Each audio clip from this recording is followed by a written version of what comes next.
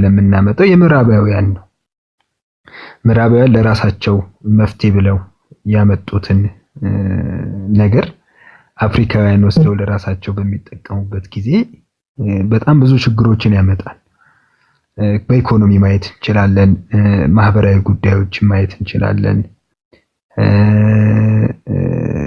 የተለያየ በጣም ብዙ ነገሮች ማህበራዊ፣ ኢኮኖሚያዊ እንደዚሁም ሃይማኖታዊ በሆኑ ጉዳዮች ላይ እኛ የራሳችን የሆኑ ሀገር በቀል የሆኑ ብዙ የችግር መፍቻዎች ከባህል አንፃር፣ ከእምነት አንፃር፣ ከማህበረሰብ አንፃር እያለን እነዛ ነገሮች ግን እንደ እንትን ተቆጥረው እንደ ኋላ ቀርነት ተቆጥረው ይሄ የምዕራባውያኑን ወይም ከሆነ ሀገር እየተወሰደ የሚመጡ መፍትሄዎች ይባስ ችግር ላይ ችግር ደርበዋል። ልክ እንደ ሁለቱ አህያዎች